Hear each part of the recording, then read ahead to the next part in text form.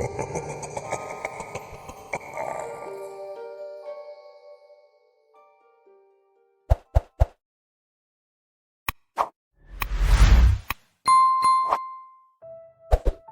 rain fell in sheets, hammering against the windshield of my weather-beaten truck as I drove along the winding road that cut through the dense, ancient forest of the Pacific Northwest. The trees loomed like ancient sentinels, their gnarled branches clawing at the leaden sky. I adjusted my grip on the steering wheel, feeling the familiar thrill of anticipation coursing through me. As a cryptid hunter, I'd spent years tracking down the bizarre and unexplained, but today felt different. Today I was on the trail of something truly dangerous, something born from the shadows of government secrecy. For years, I had been chasing tales of strange creatures and eerie sightings, fueled by the belief that the government was hiding something. From the infamous Bigfoot to the elusive Chupacabra, my obsession had turned into a full-blown career. I had spent countless nights camped under the stars, listening for sounds that would send shivers down any sane person's spine. But now, whispers of a more sinister being had surfaced. A creature that had reportedly escaped from a secret government lab, one that was a result of an experiment gone horribly wrong. It was a cold case, the kind of story that had slipped through the cracks of society's memory. My phone buzzed with a notification, breaking me from my thoughts. A message from my friend and fellow cryptid enthusiast, Sam. "Hey, Jake, you hear about the sightings in Alderwood? Locals are scared. You should check it out." Alderwood. The name sent a jolt through me. It was a small town nestled at the edge of the forest, infamous for its strange happenings. I had read reports of unsettling encounters in the area, people disappearing, bizarre noises echoing through the night, and something stalking the outskirts of town. This was it, the opportunity I had been waiting for. I thumbed a quick reply. On my way, got to get to the bottom of this. With renewed determination, I pressed the gas pedal down, my truck lurching forward as I left the rain-slicked road behind. My mind raced with the possibilities of what I might find. Cryptids were fascinating, but they were often misunderstood. If there was something lurking in Alderwood, I was determined to uncover the truth. Maybe it was a simple animal, or perhaps something more, a government mistake that had become a nightmare. Alderwood appeared like a ghost town as I rolled into its boundaries. The streets were eerily quiet, the shops shuttered, and the only sounds were the rustling leaves and the faint drip of rainwater from the eaves of old buildings. I parked my truck outside a small diner that seemed to be the only place with life, its neon sign flickering stubbornly against the gray backdrop. As I stepped inside, the warmth enveloped me, contrasting sharply with the chill outside. The smell of coffee and fried food filled the air, and I spotted a few weary patrons nursing cups of coffee at the counter. The waitress, a middle-aged woman with tired eyes and an apron stained from years of service, looked up as I entered. "Coffee?" she asked, her voice flat. "Please." I slid onto a stool at the counter, scanning the diner for any signs of the rumors that had brought me here. The waitress poured a cup and leaned against the counter. "You're not from around here, are you?" "No, just passing through," I replied, taking a sip of the hot, bitter brew. "Heard some strange things about this town. Thought I'd check it out." She glanced over her shoulder as if worried someone might overhear. "You're not the first to come poking around. There've been incidents lately." "Incidents?" I prompted, leaning forward. She hesitated, then nodded. "People have seen things in the woods. Strange noises, things moving that shouldn't be there. Some folks have gone missing." Missing? My heart raced. This was exactly what I was looking for. "Yeah, a few hunters, some kids. The police say they probably just got lost or ran off, but the locals know better. We don't talk about it much." She lowered her voice. "People say it's something not of this world." "What do you mean?" I pressed. She shook her head. "Just stay away from the woods at night, if you value your life." As she spoke, I felt a sense of urgency rise within me. I had to know more. "Do you have any idea what it is?" The waitress looked at me with a mix of fear and pity. "Just a government mistake, I suppose. Some sort of creature they created. They don't want anyone to know." A chill ran down my spine. I couldn't believe it. The government had not only concealed the existence of cryptids, but had been actively creating them. My pulse quickened. This was bigger than I had imagined. "Do you have any leads? Anyone I could talk to?" Try the old librarian, Mrs. Thornton. She's been around forever and knows all the stories. Just be careful. People don't take kindly to strangers asking too many questions. After finishing my coffee, I paid the waitress and made my way to the library, a weathered brick building that stood at the end of a narrow street. The air was heavy with the scent of damp wood and old paper as I stepped inside. Dust motes danced in the sunlight filtering through the grimy windows. I approached the front desk, where an elderly woman with silver hair and thick glasses peered at me over a stack of books. "Can I help you?" she asked, her voice raspy. "I'm looking for information on the strange happenings in Alderwood. I heard you might know something." Mrs. Thornton regarded me with a scrutinizing gaze. "Strange happenings? You mean the disappearances?" "Yes, anything you can share." She sighed, pushing her glasses up her nose. "It all started a few months back. At first, it was just noises. Growls, howls, things that sounded human but weren't. Then people began to vanish." "Have you seen anything?" I asked, hoping for a first-hand account. "Not me, but others have. They say there's a creature, something that looks like a human but is twisted, wrong. Some think it's a hybrid, something they created in that lab out by the old airstrip." "Do you know what they were experimenting with?" Mrs. Thornton shook her head. "They say it's all classified, but I've heard whispers, genetic manipulation, combining DNA from different species. People say they were trying to create soldiers, but something went horribly wrong." I leaned closer, captivated by her story. "And now it's loose. People believe it's still out there, hunting. They say it can mimic voices, lure you into the woods." Her eyes widened, filled with dread. "If you hear someone calling your name, don't answer." The thought sent chills down my spine. I had read tales of cryptids using mimicry to lure victims. If this creature was a government creation, it was likely smarter than anything I had encountered before. "Where can I find this lab?" I asked, knowing that I had to see it for myself. "Follow the old logging road north of town. It'll lead you to the airstrip. Just be careful. The woods are dangerous, especially after dark." After thanking Mrs. Thornton, I made my way back to my truck, the weight of her words hanging heavily in the air. I loaded my gear, a flashlight, a camera, and a small first aid kit before heading out toward the logging road she had mentioned. The rain had eased to a drizzle, and the air felt thick with anticipation.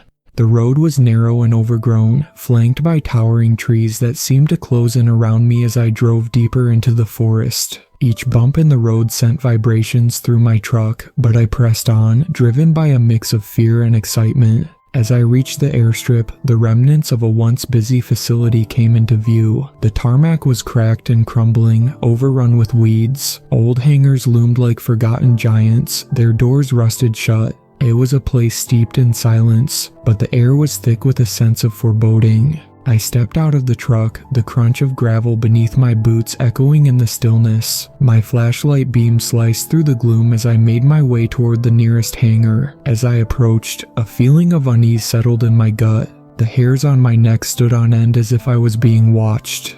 Inside the hangar, the remnants of old machinery lay scattered about. Broken equipment, dust-covered crates, and faded documents that hinted at the experiments once conducted here. I pulled out my camera, snapping photos of anything that looked useful, when I noticed a series of strange footprints leading toward the tree line. They were larger than any humans, with deep, claw-like impressions that made my heart race. I followed the tracks cautiously, my breath hitching as I stepped deeper into the woods. The canopy above blocked out most of the fading light, and shadows danced menacingly around me. I couldn't shake the feeling that I was not alone. Then I heard it, a low, guttural growl that reverberated through the trees. My heart raced as I froze in place, straining to listen. The sound was close, too close. I turned to head back but stopped as I heard a voice, unmistakably human, calling out my name. "Jake, Jake, help me." It was a woman's voice, filled with desperation. I felt a surge of panic as I realized the danger. This was it. The creature was trying to lure me in. I knew better than to respond, but my instincts urged me to help. "Jake," the voice called again, echoing through the woods. I gritted my teeth, forcing myself to remain still. Suddenly, a figure emerged from the shadows, a woman, disheveled and wide-eyed, stumbling toward me. Relief washed over me until I saw the smirk on her face. Something was terribly wrong. "Jake, you came. I knew you would," the woman said, her smile wide but hollow. "Who are you?" I demanded, my pulse racing. "It doesn't matter, just come with me, they're coming," she insisted, her voice shifting from urgency to something almost sing-song, unnaturally cheerful. I took a step back, my instincts screaming at me to run. "What do you mean they're coming?" "Come on, we have to go before they find us." In that moment, everything clicked, the way she moved, the way her eyes seemed too wide, too eager. This was no ordinary person. I remembered Mrs. Thornton's warning about the mimicry. This was a trick, a trap set by whatever had escaped from that lab. "Stay back," I shouted, brandishing my flashlight like a weapon. The woman paused, her expression faltering for just a moment. Suddenly, the growl returned, louder and closer. The air grew thick with tension as shadows shifted in the underbrush. I didn't want to stick around to see what would happen next. I turned and ran, the sound of snapping branches echoing behind me as I fled deeper into the woods. Branches whipped against my face as I stumbled through the underbrush, adrenaline pumping through my veins. The growl morphed into a chilling howl that echoed through the trees, a sound that seemed to resonate with something primal deep within me. I didn't dare look back. I knew the creature was pursuing me, and I could feel its presence like a dark cloud on my heels. My breath came in ragged gasps as I pushed my body to its limits, racing through the maze of trees. The woods felt endless, but eventually I burst into a small clearing, gasping for breath. My flashlight flickered as I scanned my surroundings, looking for a place to hide. There, against the base of a large oak tree, I saw an old shed, its door slightly ajar. I dashed toward it, slipping inside just as the growl drew nearer. The shed was filled with old tools and rusted equipment, remnants of a time long gone. I crouched in the shadows, heart pounding in my chest. Moments passed in silence, but I could hear the creature moving outside, sniffing the air, its breath heavy and ragged. I peered through a crack in the door, watching as it prowled the perimeter of the clearing.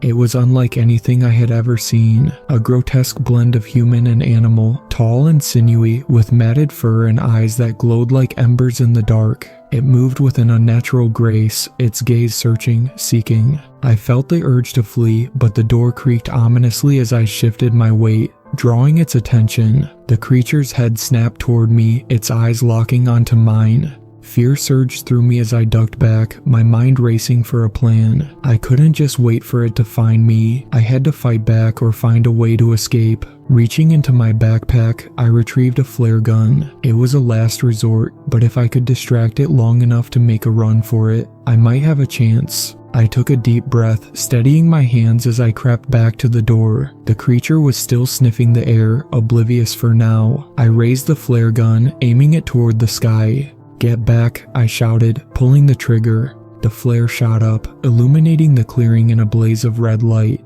The creature recoiled, howling in rage as the light burst overhead. I seized the moment and bolted from the shed, sprinting toward the tree line as the flare crackled and hissed behind me. The forest rushed past me in a blur of shadows and light. I could hear the creature's angry growls echoing through the trees, but I didn't dare look back. My heart raced as I navigated through the dense underbrush, desperate to put as much distance between us as possible. I stumbled over roots and fallen branches, pushing myself forward until I finally burst back onto the logging road. My truck was just up ahead, a beacon of safety in the encroaching darkness. I reached my vehicle, fumbling with the keys as I cast a glance over my shoulder. The flare had burned out, plunging the woods back into darkness, but I could still hear the growling, a sinister echo that chilled my blood. Finally, I unlocked the door and jumped inside, slamming it shut as I turned the ignition. The engine roared to life, and I slammed the gas pedal down, my tires screeching against the gravel as I sped down the road. As I drove, my mind raced with questions. What had I just encountered? A government experiment gone wrong, or something even more sinister? I knew I couldn't leave without answers.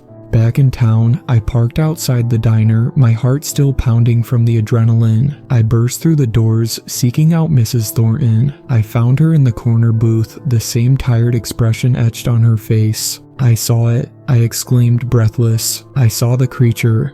She looked up, her eyes widening in fear. "You were supposed to stay away." I couldn't help it. "It's not just a myth, Mrs. Thornton. It's real, and it's hunting people. You have to tell me more about what's happening here." She hesitated but nodded, gesturing for me to sit. "All right, if you've seen it, then you need to know the truth. The government was experimenting with genetic engineering, trying to create the perfect soldier, something that could endure the harshest conditions and survive in any environment. But something went wrong, and they lost control of their experiments. They covered it up, of course, but the creatures, they were never meant to be out in the world." "What do they want?" I asked, still reeling from the encounter. "They're confused, angry, they don't know what they are, but they've adapted to survive, and they're learning how to hunt. The more they kill, the more they evolve." "Kill? You mean it's already killed people?" I felt the dread settle in my stomach. She nodded solemnly. "The disappearances weren't just accidents. It's been taking people, using them to survive. It's hunting for food, and the more it kills, the more powerful it becomes." My mind raced as I considered the implications. I had to do something. What can we do to stop it? "We need to warn the townsfolk and gather a group to hunt it down. If we don't act soon, it will grow stronger and more people will die." With renewed determination, I rallied a group of locals willing to help. Word spread quickly through Alderwood, and the fear that had gripped the town became a palpable force. We gathered at the diner, a mix of hunters, townsfolk, and curious onlookers, each of them eager to confront the threat that had haunted their lives for too long. I shared everything I had learned about the creature, the experiments, and the missing people. The townsfolk listened intently, their faces a mix of fear and anger. "We have to be careful," I warned them. "It's not just a mindless beast, it's intelligent and can mimic our voices. If we split up, it could lead us into a trap." One of the hunters, a burly man named Tom, stepped forward. "We'll need to set up a perimeter and use bait. If it's hunting, we can lure it out." "What kind of bait?" I asked, my mind racing. "Maybe a deer carcass or something. We can set it up in the clearing and wait for it to show itself." The plan took shape quickly. We gathered supplies, flashlights, hunting rifles, and a deer carcass from one of the local hunters. As dusk fell, we made our way back to the airstrip, the weight of what we were about to do hanging heavily in the air. Setting up the bait was a tense operation. We laid the carcass in the center of the clearing, surrounding it with flashlights and motion-activated cameras to capture any movement. As we huddled together, the mood shifted from fear to a shared resolve. "Keep your eyes and ears open," I cautioned, scanning the tree line for any signs of movement. "If you hear anything strange, don't approach it. Stay close together." The hours passed slowly, the darkness pressing in around us like a suffocating blanket. The forest was alive with the sounds of the night, rustling leaves, distant animal calls, and the eerie echo of our own breathing. Suddenly, a flicker of movement caught my eye. I turned, heart racing as I saw a shape moving just beyond the tree line. My pulse quickened as I raised my flashlight, illuminating the creature's hulking form. "There," I shouted, pointing into the darkness. The creature paused, its eyes glinting in the light. It growled, a deep, menacing sound that echoed through the clearing. We had been spotted. "Stand your ground," Tom shouted, raising his rifle. "Wait for my signal." The creature stepped closer, its shape twisting in the shadows. It let out a chilling howl, a sound that seemed to reverberate through the very bones of the earth. I could feel the fear gripping my companions, but I forced myself to stay focused. Then, as if the creature could sense our fear, it turned and sprinted into the woods, disappearing into the shadows.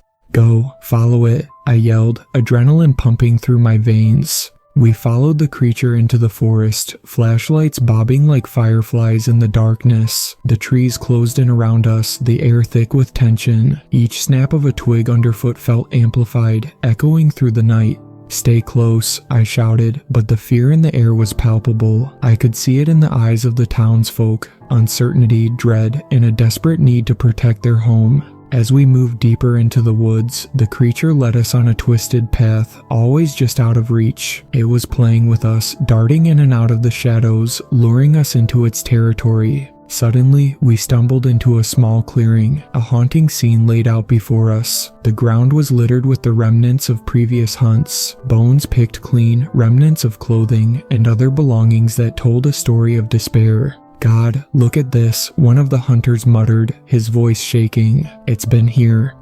"This is what it does," I said, my heart sinking. "It lures its prey in, then strikes." Then a movement caught my eye. There, among the trees, was the creature, watching us, its eyes glinting with hunger. "Get ready," I shouted, raising my flashlight to shine directly at it. "Don't let it lure you." The creature howled again, a sound that resonated with something primal deep within me. It seemed to echo off the trees, causing the forest to tremble. "We need to surround it," Tom shouted, motioning for the others to fan out.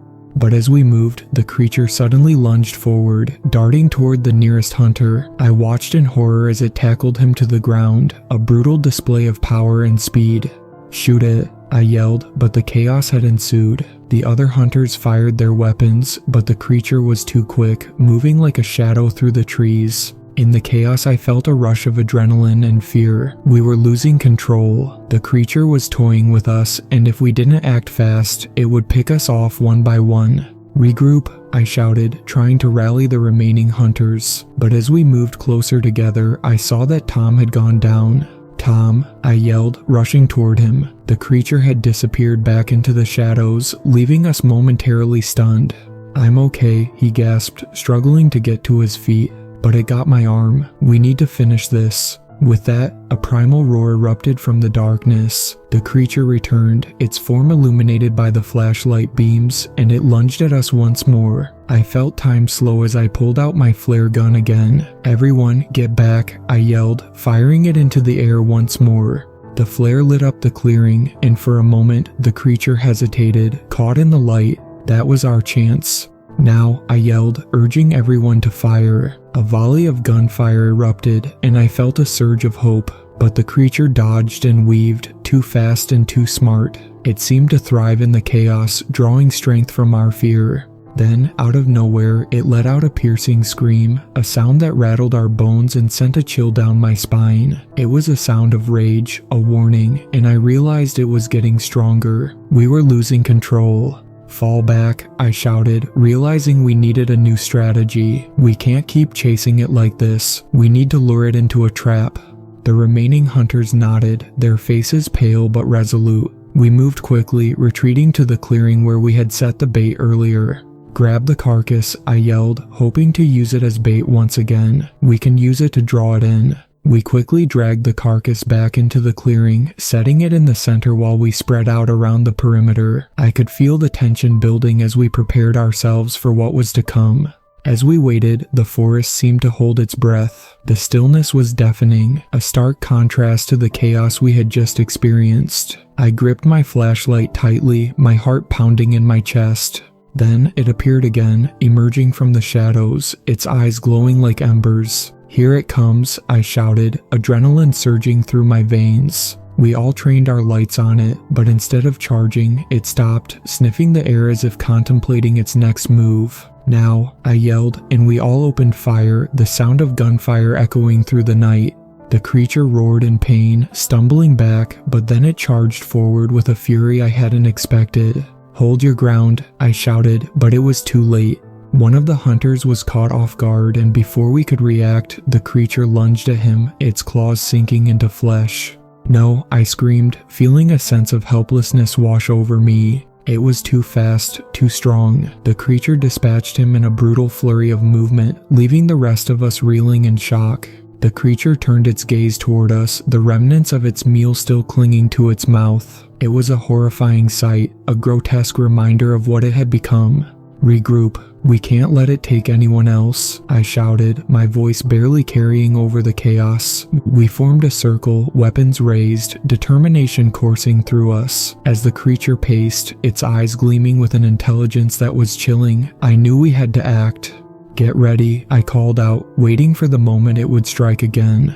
As it lunged, I fired another flare gun into the air, illuminating the clearing once more. The light blinded it momentarily, and we took our chance, opening fire again. This time, we were ready. The creature staggered under the onslaught, letting out a deafening roar that echoed through the woods. "Keep firing," I yelled, my heart pounding.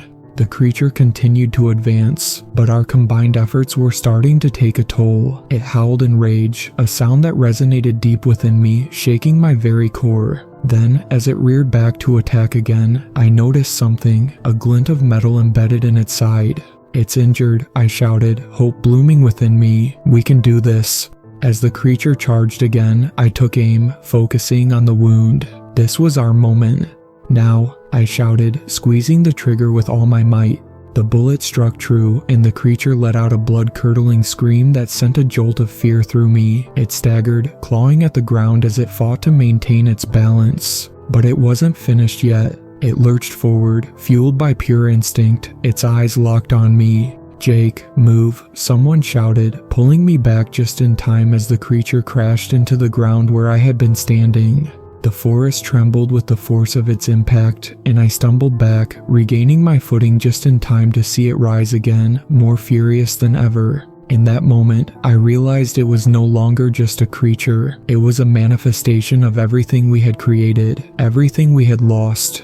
"Finish it," I screamed, my heart racing as I watched the creature recover. The remaining hunters took aim, and as one, we opened fire. The air crackled with energy, bullets striking the creature from all sides. It howled in agony, thrashing against the ground, desperately trying to escape. Finally, with one last, anguished roar, it collapsed, its body falling still. Silence descended upon the clearing as we stared at the creature, the adrenaline fading into disbelief. We had done it. We had defeated it. But the cost was heavy. We mourned our fallen friend, honoring his bravery. As we gathered together, the realization of what we had faced began to sink in. The creature had been a result of human hubris, a government mistake that had turned into a nightmare. "We need to make sure this never happens again," I said, my voice steady. "We can't let the past repeat itself. We need to warn others, share what we've learned."